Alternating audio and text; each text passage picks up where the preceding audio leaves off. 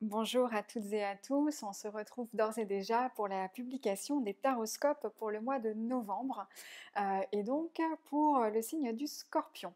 Alors, avant de démarrer cette interprétation, je voulais vous dire deux choses rapidement.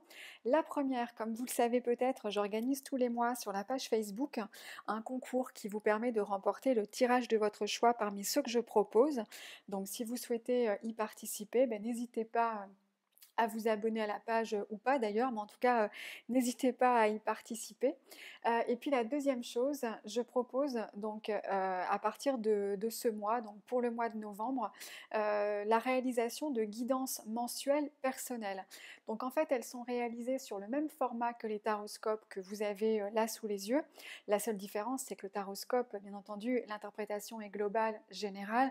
Or là, donc je propose de réaliser des guidances mensuelles, mais personnelles et individuelles. Donc là encore, si ça vous intéresse, vous pouvez aller jeter un œil sur mon site. Vous y trouverez toutes les infos et les guidances donc pour le mois de novembre sont enregistrées et envoyées entre le 25 et le 30 octobre. Voilà. Alors, pour vous, ce mois-ci, les scorpions, on a un mois, on va dire, un peu mitigé. C'est vrai qu'il y a de belles satisfactions, on va le voir, mais malheureusement ou malgré tout, c'est comme si vous n'arriviez pas finalement en tout cas, on va voir, enfin, il y a des émotions que vous avez peut-être du mal à gérer, et du coup, même s'il va se passer plein de belles choses, on va le voir, ça peut être compliqué pour vous de voir le verre à moitié plein et pas à moitié vide. Donc on va regarder tout ça dans le détail, mais voilà, c'est ce qui peut rendre ce mois un petit peu mitigé pour vous. Parce qu'on démarre avec une très belle carte dans les aspects qui sont favorisés, si j'arrive à l'attraper, voilà, pour vous ce mois-ci, on a le 10 de coupe.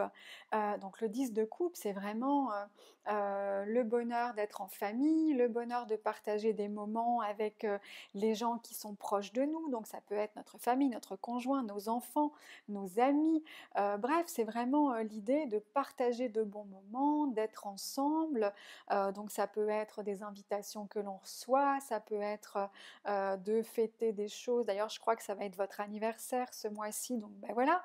Là encore, c'est l'occasion. Pourquoi pas de belles réunions de famille, de belles fêtes entre amis, et qui peuvent vous apporter beaucoup de satisfaction. En tout cas, il y a vraiment à travers cette carte l'idée de partage, l'idée de recevoir et de donner beaucoup d'émotions, puisqu'on est avec les couples dans le ressenti. Donc on a en tout cas déjà à travers cette carte qui vous est favorisée pour ce mois-ci. Alors c'est peut-être justement ce sur quoi il va falloir vous focaliser, hein. Peut-être que c'est justement, en tout cas, le conseil, ça pourrait être d'aller justement favoriser ces moments-là pour pouvoir justement vous sentir bien et peut-être vous ressourcer ce mois-ci, peut-être de retrouver justement un peu de plaisir, de passer des moments agréables, parce qu'on va voir qu'effectivement, alors, je ne parlerai pas de vieux démons, mais c'est vrai qu'on a le sentiment qu'il y a certaines choses du passé qui remontent ou qui ont du mal en tout cas à, à être laissées de côté et qui du coup pourraient venir vous plomber un peu ce mois-ci si vous me passez l'expression. Parce qu'en opposition à ce 10 de coupe, on a à nouveau une coupe.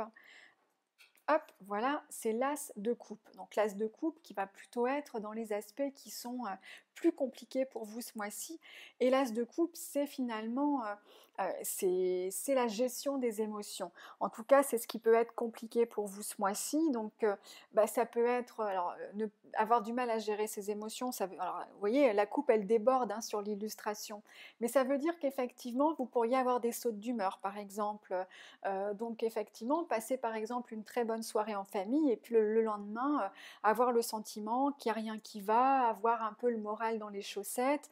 Donc ça peut comme ça laisser dénoter donc des difficultés à être d'une humeur égale par exemple, et puis de vous sentir un peu submergé. Alors ça peut être submergé dans les deux sens.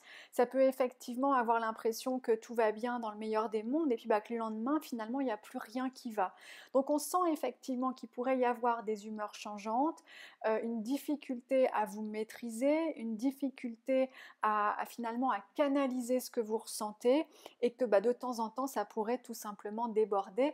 Bref, c'est un petit peu le signe justement des excès dans un sens ou des excès finalement dans l'autre sens, des sautes d'humeur comme je le disais, et on sent effectivement que, et c'est en ça où je vous disais peut-être que cette carte, ça va être vraiment votre conseil du mois, ça va être voilà, enfin, de vous focaliser sur ce qui va bien, de vous focaliser sur ce qui est positif, de vous focaliser sur ce qui vous fait du bien, parce qu'on sent effectivement que vous pourriez être tenté justement, peut-être par habitude ou par facilité, bah, de vous focaliser sur ce qui va moins bien.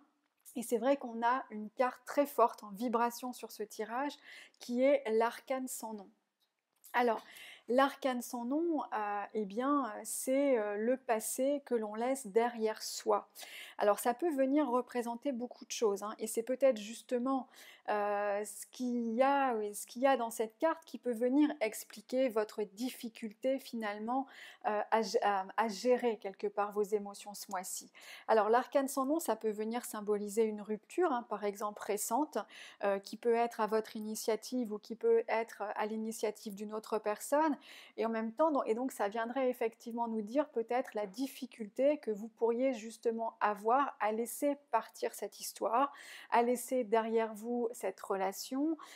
Donc ça peut être une rupture, mais ça peut être aussi par exemple une discussion qui s'est mal passée. L'arcane sans nom, c'est l'idée véritablement de réussir à aller de l'avant. Donc en vibration, cette carte finalement, elle vous dit allez de l'avant, elle vous dit maintenant il est temps d'avancer, il est temps de regarder devant, mais c'est vrai que l'arcane sans nom, ça veut dire qu'on est dedans, hein, on n'est pas encore passé à l'étape d'après où ça y est, c'est derrière nous et puis quelque part on avance, on n'y pense plus. L'arcane sans nom, c'est le symbole effectivement du travail que l'on a à faire, de l'énergie que l'on doit avoir à porter à un moment donné, à accepter que certaines choses sont terminées, que certaines choses ne se sont pas passées comme on aurait peut-être voulu que ça se passe et que bah, désormais il est temps d'aller dans une autre direction. Donc bien entendu, avec toutes ces coupes, on pourrait être tenté de penser qu'il peut s'agir essentiellement d'une relation sur l'aspect pourquoi pas affectif, sentimental bien entendu, voire amical, même si bien entendu ça peut être élargi à l'aspect professionnel parce que vous pouvez être aussi extrêmement contrarié parce que dans le travail, par exemple, euh, il y a quelque chose qui s'est passé et effectivement, donc alors, là encore, hein, ça peut être une rupture de contrat, bref, ça peut être quelque chose de toute façon qui a engendré une rupture et qui nécessite à un moment donné bah, de laisser partir, de laisser ça derrière vous et de réussir finalement à retrouver de l'énergie pour aller de l'avant. Donc cette carte en vibration, comme je vous le disais, elle apparaît véritablement comme le travail à faire ce mois-ci. Mais c'est en ça où je vous disais que ça peut être un peu compliqué pour vous parce qu'on a dans un premier temps ces émotions qui débordent, donc ça peut être justement ces sautes d'humeur. Et puis on a, c'est vrai, en évolution pour vous ce mois-ci dans ce tirage, le 9 d'épée. Alors le 9 d'épée, effectivement, bah, ça va symboliser je dirais, ces pensées négatives, ces schémas que l'on reproduit parfois, c'est un petit peu ce que j'appelle nos croyances limitantes. Donc c'est un petit peu comme on pourrait se dire, bah, finalement, quand c'est moi, ça marche jamais, ou de toute façon, quand je fais quelque chose, ça se passe jamais bien. Donc ça peut être effectivement un peu toutes ces pensées qui finalement vont venir un peu vous polluer ce mois-ci, malgré, comme je vous le disais, de bons moments, malgré certainement la possibilité que vous pouvez avoir de partager, de prendre du plaisir, pourquoi pas entre amis et en famille ce mois-ci, mais on voit bien quelque part que cette carte, elle va avoir du mal à s'imposer dans un climat peut-être un petit peu latent ce mois-ci, peut-être un climat de transition, mais on sent effectivement qu'il y a, vous savez peut-être la nécessité de laisser partir derrière certaines choses, de laisser certaines choses derrière vous, mais on sent de toute façon une forme de résistance. Donc cette résistance-là, elle peut être passagère. Maintenant, elle peut aussi être liée à votre caractère, à votre tempérament. Elle peut bien sûr aussi être liée finalement à l'importance que vous accordez à la fin de ce contrat, de cette collaboration, de cette relation bien entendu. Cette période bien sûr va être transitoire, mais en tout cas on sent effectivement ces résistances, votre difficulté à réussir à vous libérer et finalement la notion de se libérer ici, vous le voyez en évolution finalement quand on regarde l'illustration de cette carte, on a ce personnage qui se retrouve cerné et un petit peu saucissonné, donc on a vraiment l'impression que ça va être, en tout cas ça va vous demander un effort de faire ce travail de libération, de faire ce travail d'acceptation, mais qui sera dans tous les cas nécessaire pour vous permettre d'évoluer et d'avancer dans une nouvelle direction. Alors, on va regarder maintenant la première carte qui vient compléter ce tirage et on a la carte de l'innocence. Alors, l'innocence, dans le tarot Oshozen, euh, il y a une forme d'acceptation dans cette carte.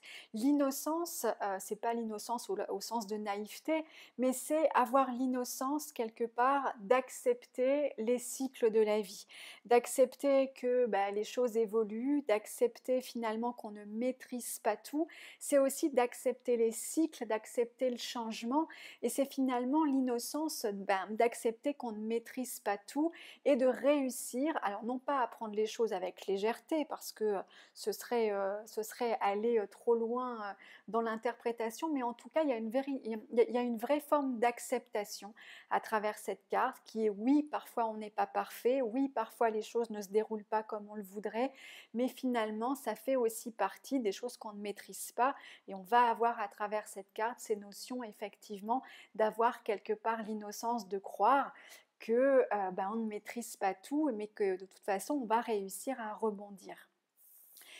La dernière carte qui va venir compléter ce tirage est en fait une pierre, puisqu'elle est issue de l'oracle des cristaux de Tony Carmine Salerno, et on a la pierre, la turquoise. Alors, ces mots-clés sont vérité, communication et accepter ses peurs. Donc, c'est ce qu'on peut retrouver à travers finalement cette carte du 9 d'épée, avec justement ces difficultés parfois qui peuvent nous bloquer par peur. D'ailleurs, ça peut être la peur du changement, ça peut être la peur finalement de se retrouver dans une situation qu'on n'avait pas imaginée et de se demander comment on va réussir à s'acclimater, comment on va réussir à s'adapter. Cette carte, elle invite aussi à la communication. Donc ça peut être aussi, si vous en ressentez le besoin, pourquoi pas, avec les gens qui vous entourent, avec les gens de confiance, de ne pas hésiter à partager peut-être avec eux ce sentiment de peur que vous pourriez avoir, ou en tout cas ces difficultés, même si en tout cas ça peut être, on l'a vu, un peu compliqué pour vous de gérer toutes ces émotions, mais en tout cas c'est une carte qui invite, comme je vous le disais, à ne pas hésiter à communiquer, et de manière vraie. Ça veut dire qu'effectivement, au lieu de se laisser déborder par les émotions, et plutôt tout simplement en parler, les exprimer, ça vous aidera peut-être à mieux les canaliser, en tout cas ce mois-ci. Voilà ce que je pouvais vous dire pour vous les scorpions pour ce mois de novembre. Comme d'habitude, si vous souhaitez me contacter ou si vous avez des questions par rapport à cette guidance ou autre, bien sûr je suis à votre disposition, vous pouvez me contacter via l'ensemble des réseaux ou directement par internet. Je vous remercie encore pour votre confiance, je vous souhaite un bon mois de novembre et je vous dis à bientôt.